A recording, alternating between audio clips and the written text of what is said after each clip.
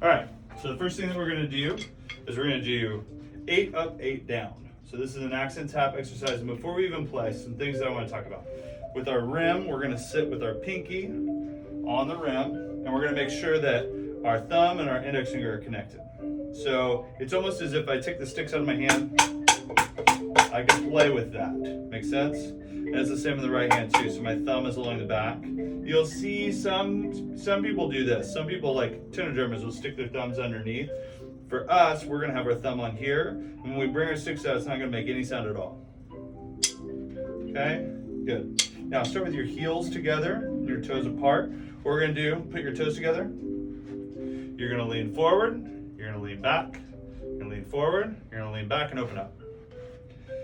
Try that one more time. And the goal of this is we're gonna open our knees up instead of our feet up. Make sense? Lean forward, lean back, lean forward, lean back and open up. Got it? Okay, so now from this position, we're gonna have our pinky knuckle, this one right here, sitting on the rim. That's why I like these pads. The other thing you can do is you can drop your middle finger and you can feel the drum. When you do that, it should pretty close, straighten that finger out, straighten the finger all the way. It should even out your sticks. That's about the same height, so you know that your sticks are straight. Now put your finger back. That's where you're gonna start. Why do we do this? Don't know? Okay, cool, perfect. When we play, we want a slight downward angle of the stick. And what that downward angle is it's 2 fingers. Think about this. That's 2 fingers. See that? So as we put our hands here, we already have the height our sticks are supposed to be when we bring our sticks out. Got it? So then when we bring our sticks out, we want to think about the beads being 1 centimeter apart and 1 centimeter off the head. And at that slight downward angle. If you notice when you brought your sticks out, you kind of did this a little bit. Keep that slight downward angle. And what we'll find is, you notice how your shoulders are raised up a little bit? This drum is actually a little bit too high for you. So we're gonna put it there. See if that feels better, okay? So start with your sticks in, your pinkies against the rim. Pinkies against the rim. Bring your sticks out. Heels together. Now, don't separate your hands too much when you bring those hands out. You wanna feel like you could play on top of a Gatorade cap. So if I had a Gatorade cap drawn right here, on my pad at home, I've got a little circle drawn right there that I can just play nice and closed. Make sense? Now check your, You want that connected in that T. So I have a lowercase t right here. This would be an uppercase T. That's a lowercase t. I'm in this lowercase t joint, Exactly. And we don't want the thumb bent like that. We want to keep the thumb straight and relaxed. Exactly. Good. So let's go back to this accent tap exercise we were talking about now that we have these few fundamentals. We're going to keep thinking about that. When I bring my sticks out, we're going to go 8 up, 8 down. So we're going to do 16 on a hand. Check your beads. Centimeter apart, centimeter off the head. We're going to do 16 on a hand.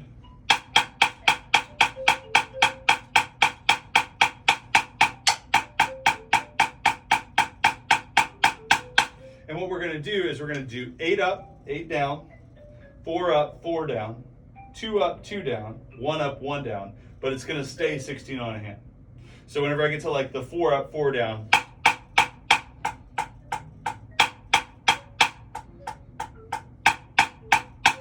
I'm still 16 on a hand. Makes sense? Then 2 up, 2 down, still 16 on a hand. Make sense? Let's try it. 1, 2.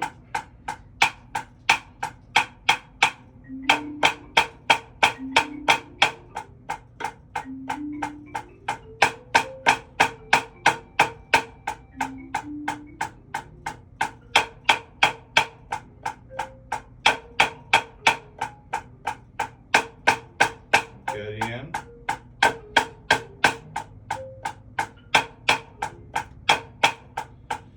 Watch how my stick's moving and try and match it with yours. It's more fluid. So the stick is moving up and down at close to the same speed.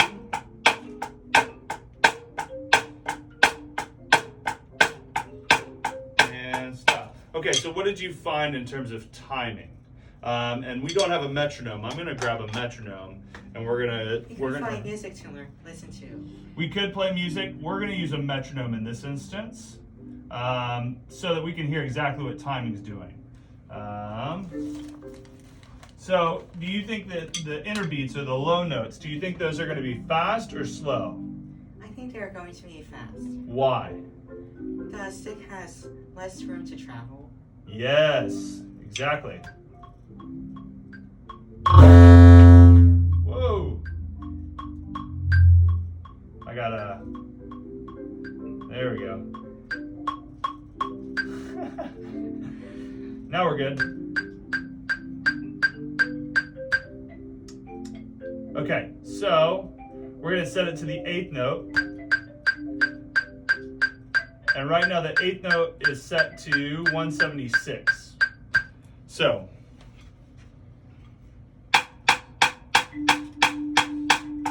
that's exactly right. So whenever I switch to the low notes, they like to have a tendency to rush because they have less distance to travel. So as we play that, we need to think about turning our wrists at the low end. What ends up happening is we get this nice full rotation, and then we kind of drop it in. Instead, what we want is a knocking motion. So it feels like I'm knocking on a door. So let's try that. Let's play Bucks just knocking on the door. 1, 2, ready, go. And stop right here. So it seems like, put your hand back. It seems like you're trying to keep this area from moving. Do you feel that? Okay, that can move. Watch me. Ooh.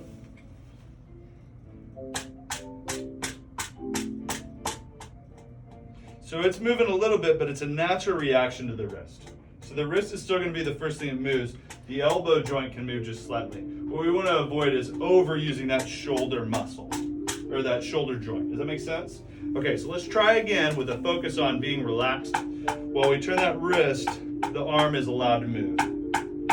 1 and 2, ready and go.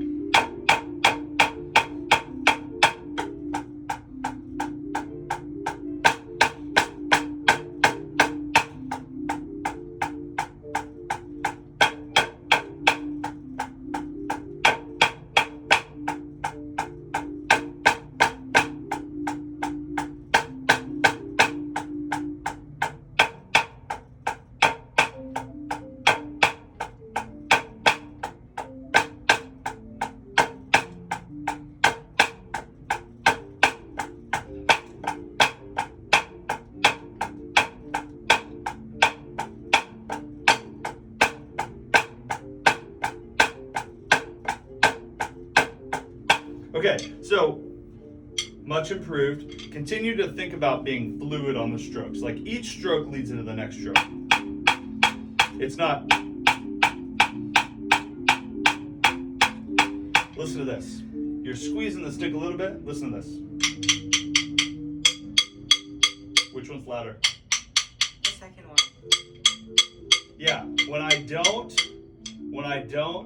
stop the vibration of the stick, it's louder. It's more resonant, right? If I do this on an actual drum, here's me squeezing, here's me not. Hear the bottom end open up a little bit more. So as I apply that here, you can't really hear the resonance on a pad. But what I do hear is inconsistencies in sound. Do you hear the pitch of the stick? If you can't hear the pitch of the stick, try it by yourself. All we hear is the pad, right? Listen to this. I'm squeezing.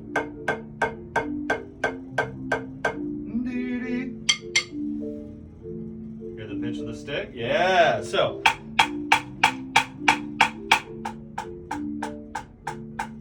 Cool.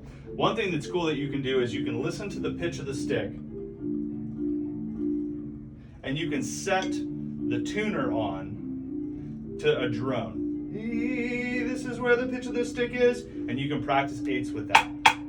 And if you squeeze the stick, you'll hear the pitch change or go away. And that's when you know you're squeezing the stick. That's going to help you immediately, especially in your left hand. So let's talk about this left hand motion, right? So we have this knocking motion in our right hand. It's a bounce the basketball feeling. When you bounce a basketball with me. More. So now, as you bounce the basketball, this is naturally moving. You feel that? As I bounce the basketball, that's going to move naturally as a reaction. I wouldn't bounce a basketball like this. That would be silly, right? I want to use all of my arm connected together, working in harmony to make that ball bounce, okay? The same is true over here. Now, this motion, this motion's a little different. So my elbow is kind of going in and going out. It's not an up and down motion the way that this is. I'm not bouncing the ball over here. If anything, I'm moving in and out a little bit. Does that make sense? Check out this motion from this angle. Okay, so what does that mean? That means all you need to think about is I'm rotating around, I'm pivoting around my thumb. Does that make sense? So, most people that have issues with their left hand have their thumbs, instead of straight along this, they'll turn it in like this. And they'll try and play like this.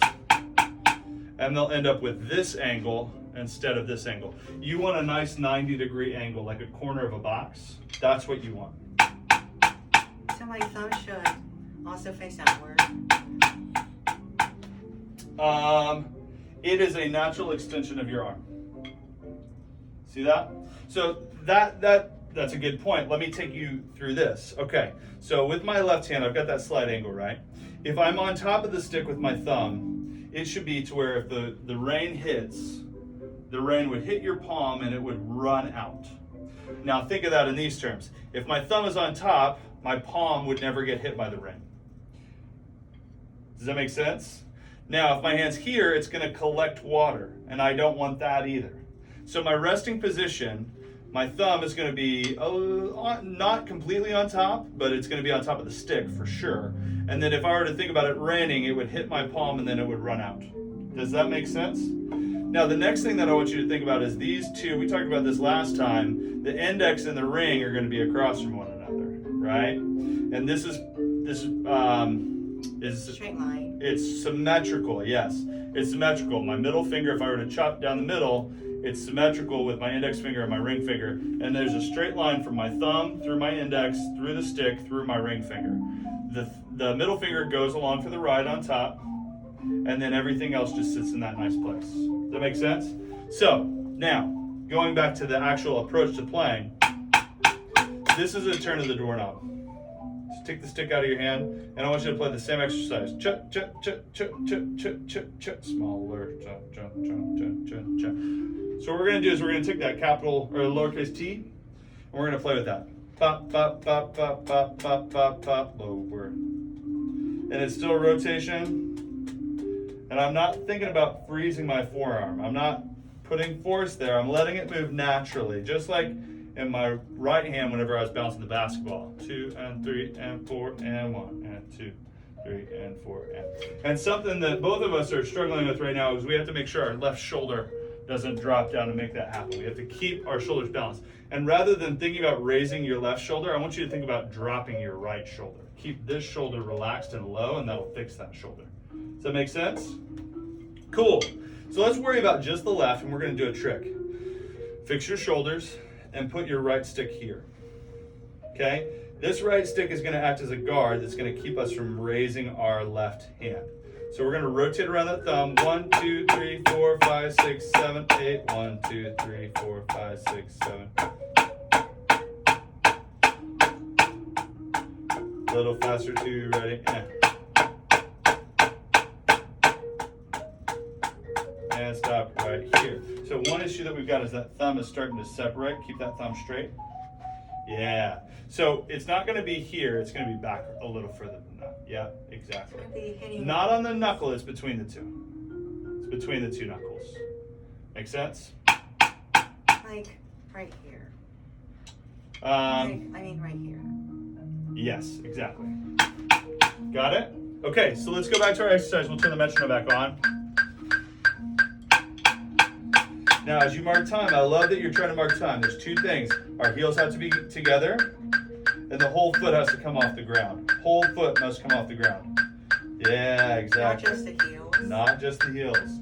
The heels is for the winds. The winds just bring the heels up. But we bring the entire foot up. Okay? And what we want to make sure of as we're talking about this part time, we'll dive more into this later, but we want to make sure the whole foot hits at the same time instead of toe heel, toe heel, toe heel, toe heel. Why is that? Why do we want to handle it that way?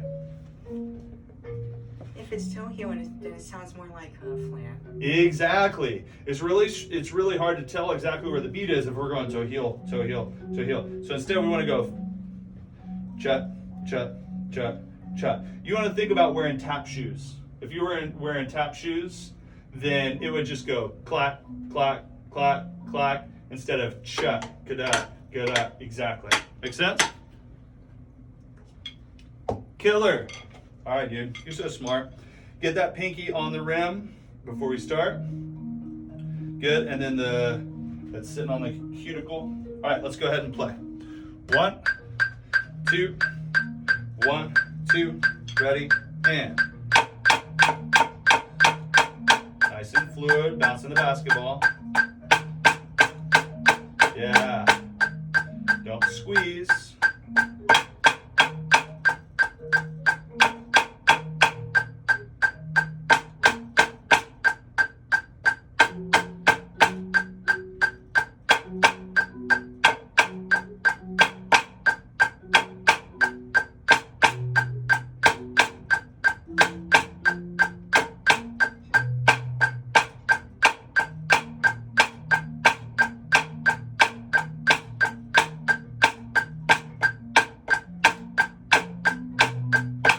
Cool. The thing I noticed is that my tacit hand starts moving places. Your tacit hand starts moving places. That's exactly right.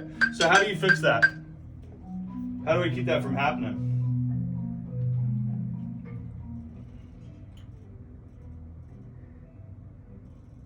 What's a tool that you could use that would tell you right away if that was happening?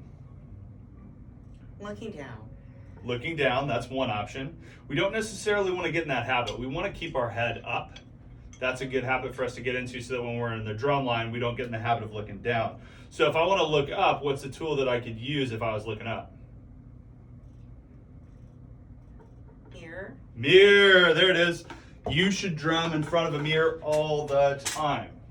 Okay, your practice room should be the bathroom at home. Or you get $20 at Walmart. You get one of those mirrors that you can put on the back of your door. And what you do is you drum in front of that and you can see immediately. Another tool that you can do is recording yourself. You record yourself to check yourself. That way, when you're looking in a mirror, it tells you everything all the time right away. And so when you don't have a mirror, that can act as like a safety blanket. And so that when you get away from that, you go back to your bad habits. So one thing you can do instead is you can record yourself, go back, watch yourself, and see if you've made progress. Does that make sense? Okay, good. The next thing I'm going to say is your sticks, yes, they wander off. Yes, they struggle at staying here, but they also struggle at staying at that slight downward angle. That makes sense? And what's going to happen, these rims are nice and short. They're forgiving. What's going to happen when you get to a real drum is you're going to accidentally start hitting rim shots. Yeah, exactly. Now, here's what we don't want to do. To avoid those rim shots, we don't want to raise our shoulders. Instead, what we want to do, drop your hands real low like this, and then just bring your wrists up. That's where we want to feel that. Instead of raising your arms up. And that's another thing too. What should happen when we set our drum up, we should set our hands by our side. Set your hands down by your side and face me. Bring your hands up. Okay, so when you did that, you just raised here and you raised here. Don't do that this time. Instead, just bring your hands up. Try one more time. Now turn and face that. So our drum's too high. Does that make sense? So set your drum to the height that you just naturally bring your sticks up. Okay, now try it. Sticks up, turn, still too high. So I would say more like there is probably good. Does that feel lower than you're used to? Why? Yeah. So why is that lower than you're used to? What have you been doing with your body to fix it? Raising your shoulders. Yeah. So when you see groups that play on the tilt, right? You've seen that? You've seen videos on the internet? The reason why they play on the tilt is so that they don't have to stick their right arm out. We do have to raise our right arms just slightly to play on a flat drum, but it's this much. It's not a lot. It's really minute.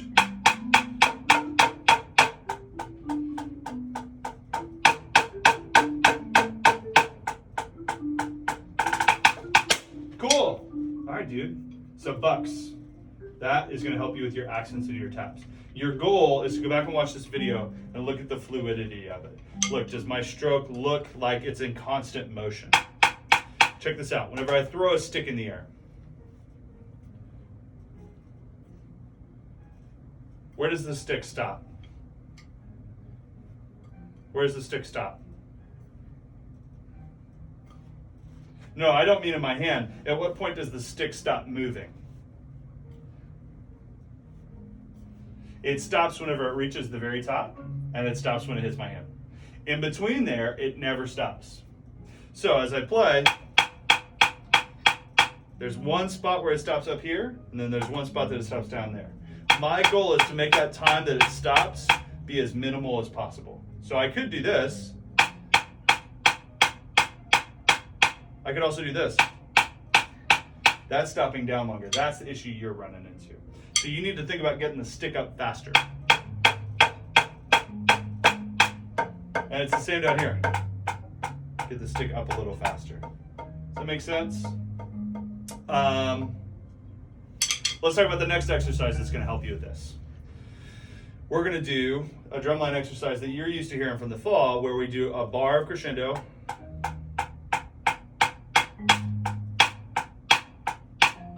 Make sense? Try that. 1, 2, ready, go. And stop. Okay, so now as you played that, I want you to look down and I want you to watch the motion of the stick. Watch the motion of my stick. Now you try. Look down.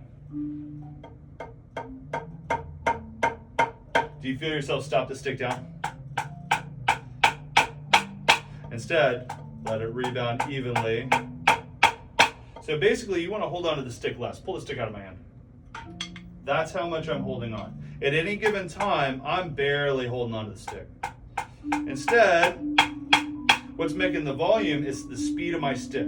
What creates volume when I'm drumming? Height. Height creates more of what? Speed. Speed, or another word for speed is? Dynamic. Starts with a V. Velocity. Velocity, yes. So use velocity to create volume instead of pressing hard or instead of squeezing. We want the hand to be totally relaxed so that this can be nice and open. At no point am I squeezing the stick. Now, as I play this exercise, what I want you to think about is this. As I play a crescendo, I'm thinking about this like steps, okay? I'm going up the stairs. Each step that I take is one higher than the one before. So, the reason that matters is you can't jump steps. Watch. I jump steps. And it's the same the other way too. I want to go down the steps as well. Watch this. I just fell down the stairs. Now as I take the stairs down. So if I were to plot a graph of dynamics, it would be a straight line down. If I were to plot a graph, it would be straight down. I'm not good at math, I'm not good at graphs, so you do all the graphs. That's perfect. So as I play this exercise,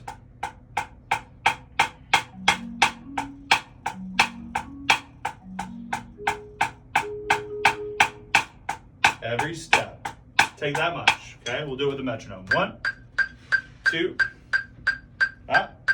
Yep, heels got to be together. So if you do this thing right, you're going to destroy your shoes because your heels will get used to rubbing against one another. Does that make sense? And they'll just ever so slightly wear down like that. That's your goal. You don't want them to be far apart from one another. Okay, so 2 things with the mark time. Our whole foot comes off the ground and our heels have to be together. Make sense? Okay, here we go. 1, 2, 1, 2, ready, and.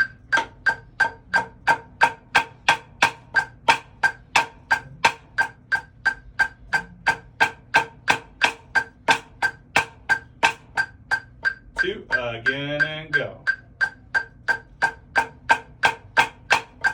Don't rush early.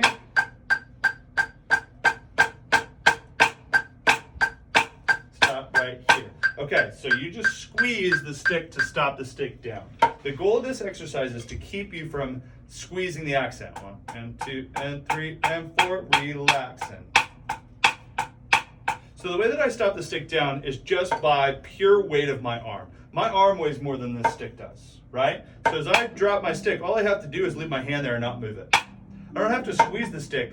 If I were to put this in slow motion, what would happen is it would go, but when I do it fast in context, you see it? Now that I mentioned it, you see it. You didn't see it before, but watch this.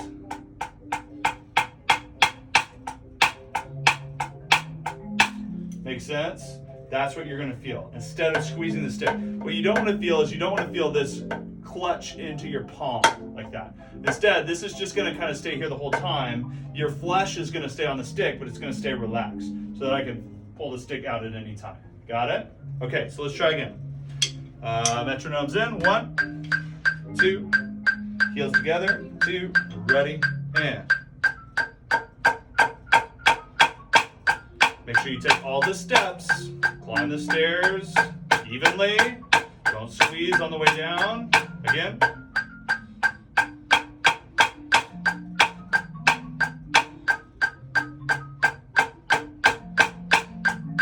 Stopping right here. Okay, so what did we find about inner beats when we were doing the 8 up, 8 down? Do they like to be early or late?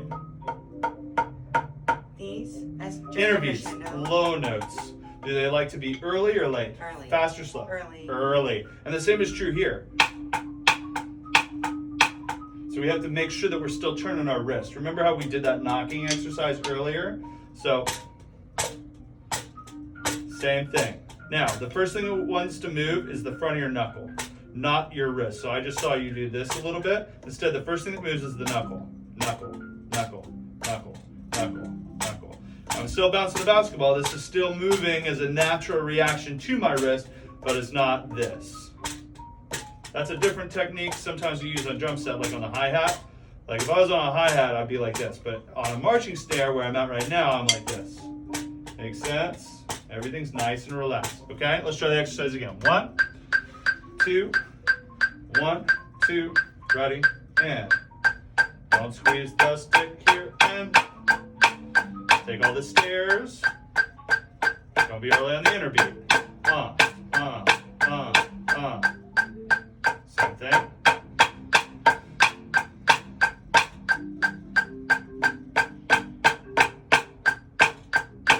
Stopping here. Okay, so now let's play the actual drumline exercise that you know, which is going to incorporate 2 up, 2 down. Which this covers each stroke type. We talked about that before. Full rebound stroke, a down stroke, a low stroke, and an up stroke. Okay? Low rebound, up stroke. I think knowing the purpose of each exercise will be really helpful. Yes, absolutely. We don't just play exercises because they're cool. We play exercises because they teach us a skill set that applies to the show music. Does that make sense? It's like you doing your hand exercises for piano. You know what I'm talking about? You do your hand exercises on piano, and number 6 taught you one thing. Number 11 taught you another thing. Number 1 taught you another thing. And now your hands can do all of these different things. You didn't just do the exercise to do the exercise. This may be a bit surprising, but I don't do hand exercises. Really? What I do instead is I take a piece, take a section that is pretty fast, and then loop the measures that are pretty fast. Yeah, that's a good tool too. They're different tools. So one's not right, one's not wrong. It's just they're different tools for different scenarios. That makes sense? Okay, so let's take the actual drumline exercise that you know from the past, okay? 1, 2, ready, and. Okay, so you're crescendoing a little faster than I am. Try and match me. 1, 2, ready, and. Stay relaxed. Not squeezing the stick on the downstroke. Now 2 up, 2 down. Take all the counts. Up, up, down, down.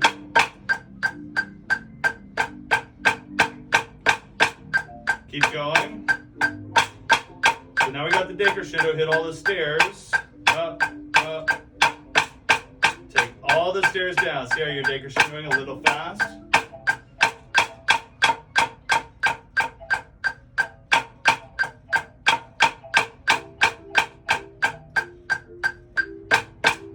Stop being here. So one thing that I noticed, when you go down the stairs, you're falling down the stairs.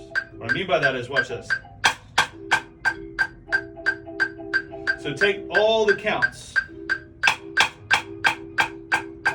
So if I have 8 notes, that means that I'm going to take 2 notes to go from forte to mezzo forte.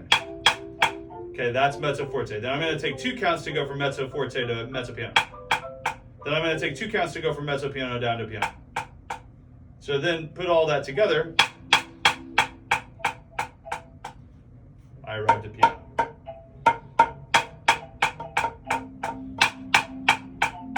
So that's your next project. Your project for next week is this decrescendo idea and accent tap. Going from squeezing during accent tap to stay and relax. And you're going to start with what exercise? 8 up, 8 down, 4 up, 4 down, 2 up, 2 down, 1 up, 1 down. Yeah? And then from there, you're going to work on crescendo into accent tap, decrescendo. And your focus is on not squeezing during the accents to stop the stick down. That's the whole thing. Your whole goal is whenever I go from a high note to a low note, I don't squeeze the stick. Does that make sense? Questions? All make sense? Killer. Good job today. Yep.